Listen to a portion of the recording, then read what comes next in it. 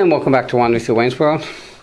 You know, there are so many different diseases and so many different things, and some are so marketed and advertised, and some are so serious, but nobody really knows about them. With me is Lisa Cole, and you deal with a disease called Ataxia. Yes. And so we're going to talk about, you have something coming up, we're going to talk about it in a minute, but just tell us quickly what Ataxia is. It's a neurological degenerative disease. It's the cerebellum that is affected by a gene. It falls in the... Well, I'm on the hereditary side, so okay. I know more about that. It falls in the Parkinson's type disease? It's like Parkinson's, ALS. It's like under the umbrella of that. But never talked about, because I never heard about it until I met you. It's a rare disease. And there is Ataxia Foundation. Yes. And like every organization that's trying to find cures and trying to help others, you guys do the same thing. And it's hereditary. That's one way. Yes. Okay, and you dealing with that. Have the hereditary. You have the hereditary one, and your children? Don't know yet. Okay. So it's just something you don't know. And does it come back? Does it come early in life, late in life? How does one know? What I hear a lot is more like in the later 40s. Okay. So you really don't know. And like every thing, we try to find a cure. We try to find a Band-Aid first, and then we try to find a cure, because we try to make people's lives smooth and easy to live, and out of pain and whatever we can do, and then we work on finding a cure. When did you find out you had it? Back in late 2013. It was I was on a stress test and I almost fell, and They said you should get that checked out. So I thought it was my knees, and I went to an orthopedic, and he says, it's not your knees, you need to see a neurologist. And he gave me one, and I finally went. But it so took you over had 2 no years. clue what ataxia was? No, I didn't pay attention. Back in the early 90s, my brother, my father, and my aunt went for a study. Okay. And they didn't include me because I didn't show any signs. And I didn't pay attention. That was it. So were they diagnosed with ataxia then? Yes. So you had an idea what it was? Yes. Because you guys out there, like me, probably never heard of it. And you're hearing about it now. So you have a fundraiser coming, a walk? Yes, we're doing a walk and roll. Okay. It's the first one that I'm doing. It's the first annual one on the Treasure Coast in Tradition Square, May 19th. Okay. What time does it start? We come in for registrations at 7, and then the walk is at 8. Because we try to keep you out of the heat. And then we're out of there, and then it's only until 12. Okay. How far a walk? It's up to 1.75 miles. It's around the lake at Tradition Square, that lake. Okay. They'll walk around the lake. How do people find out about the walk? I posted it on media. It's the event's on social media on Facebook. Okay. And there's a website, too, right? There's a website. We have a website for donations. Register is free, and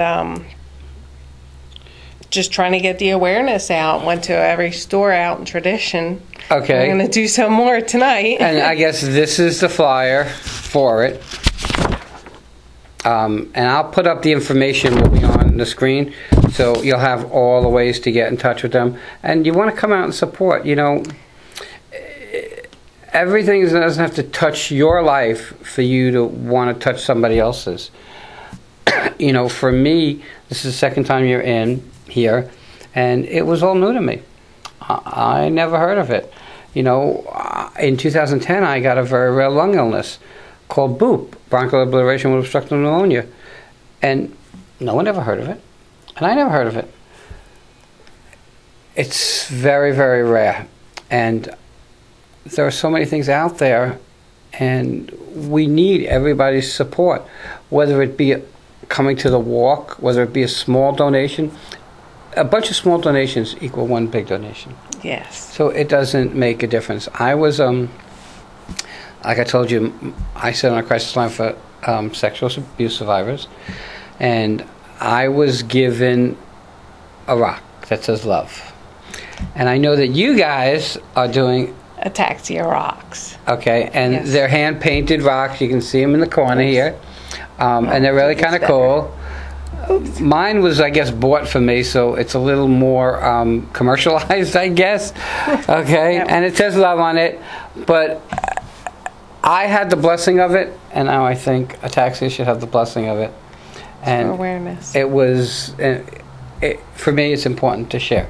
Thank you. Okay, you know, something can sit on my desk forever, and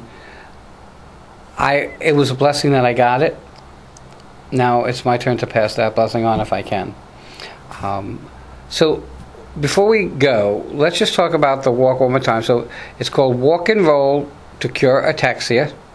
Yes. And it is, what is it, Saturday? It's a Saturday morning Saturday morning, May 19th. Registration is 7 in Tradition Square. at Tradition Square. We have one food truck, a DJ, Okay. a clown walking around. All right, so you have... We have water, and yes, we have a few things. So you're going to make it a little bit of whatever, as you can. Fun, for fun. Right. Hopefully. It'll be fine. How many, It's our first one. in the Treasure Coast, how prevalent is ataxia?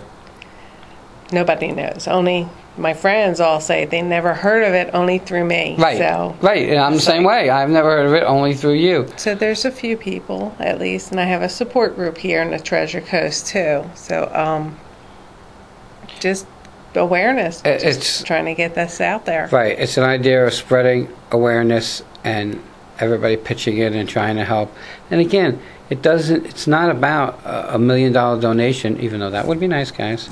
It's about every little bit counts. Every bit that you can help and support is so important to all the charities that are trying to help others. And we have so many charities today. Some really are just charities to be charities, okay? And some really care about helping others.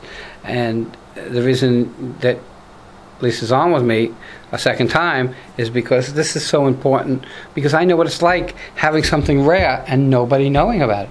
So you can't find a cure, can't find any help, nothing. So I lost 40% of my lung function through this disease, and nobody's going to ever look to help it or whatever, because it's rare and small, you know.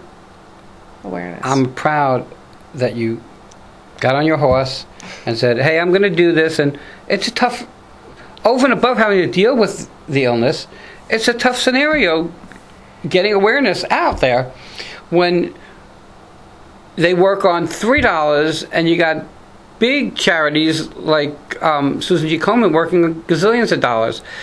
Some of that has to funnel down to help other less known diseases. Yes. Okay.